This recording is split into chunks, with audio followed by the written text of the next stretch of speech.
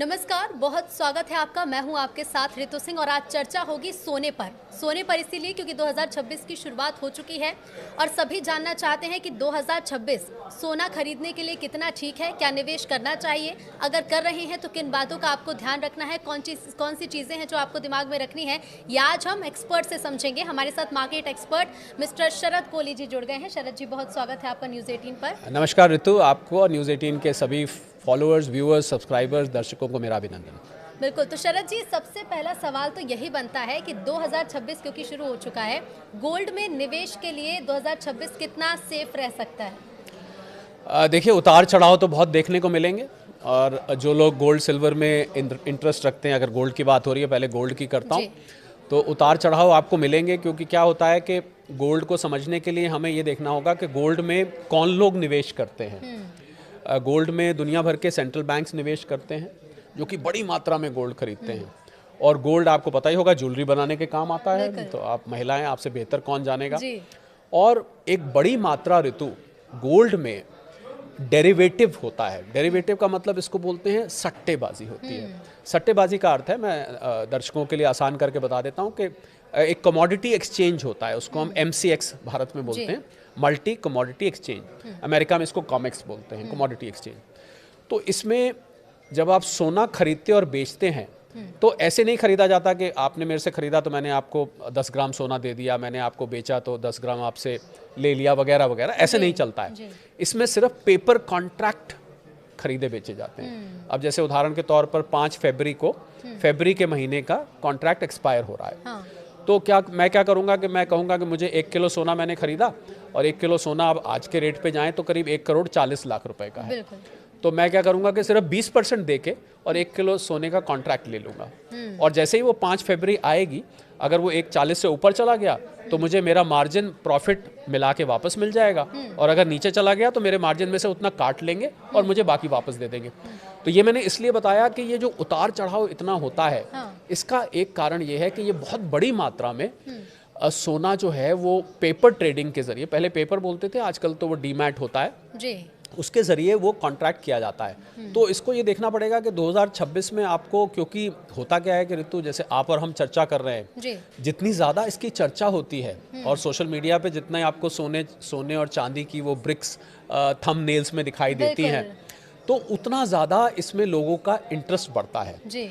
और central banks तो मैंने आपको बताया पहले ही खरीद रहे हैं। तो आपके सवाल का मैं अब सीधा सीधा जवाब दूं तो मुझे सोने का लॉन्ग टर्म ट्रेंड ऊपर को दिखाई देता है। हो सकता है 2026 में बीच में कुछ दिन के लिए ठहर जाए, कुछ दिन के लिए थोड़ी करेक्शन आए, ये भी हो सकता है। पर लॉन्ग टर्म ट्रेंड ऊपर दिखता है। और इसका एक बहुत बड़ा कारण ऋतु मैं और बता दूं कि जो जियोपॉलिटिकल टेंशन्स हैं, ये जो दुनिया भर में आपने विश्व युद्ध की बातें बार बार सुनाई दे रही हैं, अलग अलग देशों में युद्ध जैसे युद्ध जैसे हालात बन रहे हैं।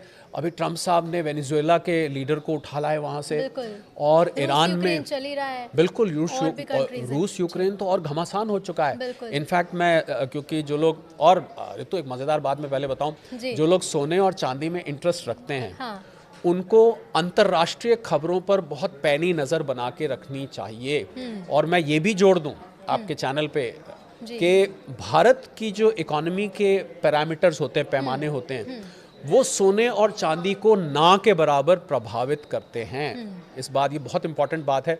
यानी कि भारत ने कोई आर्थिक नीति बनाई, बजट आया, अक्षय तृतीया आया, धनतेरस आया, शादी का सीजन आ गया, इससे सोने चांदी की कीमत में बहुत ही मामूली फर्क पड़ता है। हाँ, रुपया कमजोर हो तो थोड़ा यहाँ पर महंगा होता है। तो आप इन अंतर्राष्ट्रीय खबरों पर नज़र बना के रखिए।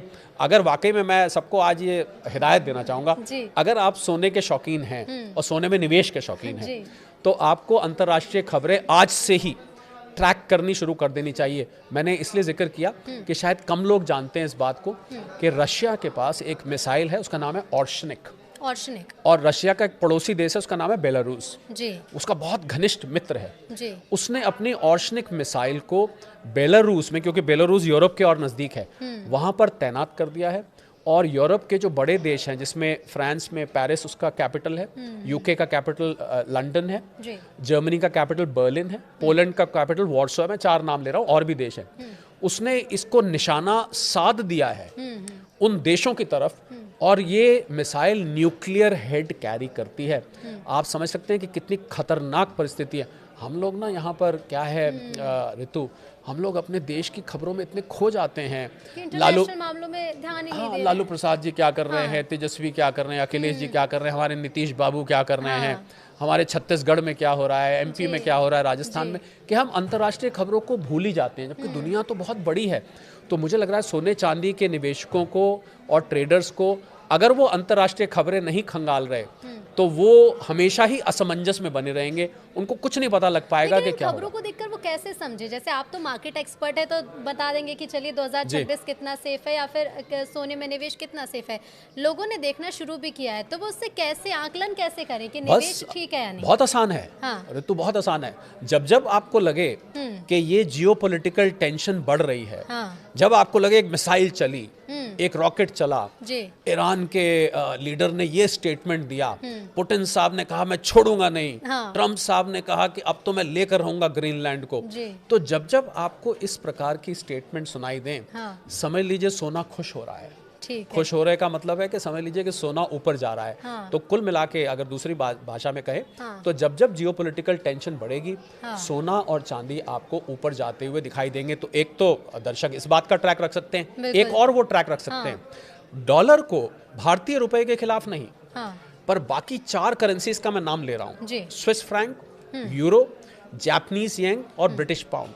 इन 4 करेंसीज के खिलाफ अगर आपको डॉलर कमजोर होता दिखाई दे, समझ लीजिए सोना रॉकेट होने के लिए तैयार है। तो ये दर्शकों को नोट कर लेना चाहिए कि भारतीय करेंसी के अलावा जो 4 आपने नाम बताया, अगर इनके खिलाफ डॉलर जा रहा है तो कमजोर हो रहा है। और पिछले 1 साल में ऋतु मैं बताऊंगा, पिछले 1 साल में 50 साल में सबसे ज्यादा गिरावट इन 4 करेंसीज के खिलाफ आई है। रुपए के मुकाबले तो 90 से ऊपर चल रहा है। मुझे लगता है कि कोई दर्शक ध्यान भी नहीं देते होंगे कि दुनिया में क्या चल रहा है, और हम सोने में अगर निवेश करें तो हमें किन चीजों पर ध्यान देना है। बिल्कुल, मैं काम की चीज यही बताना। और एक खबर और पर नजर रखें, अगर कहीं से रख सका, मुझे लगता है न्यूज़ 18 से बढ़िया कोई प्लेटफॉर्म नहीं है जो आपको ये बताएगा।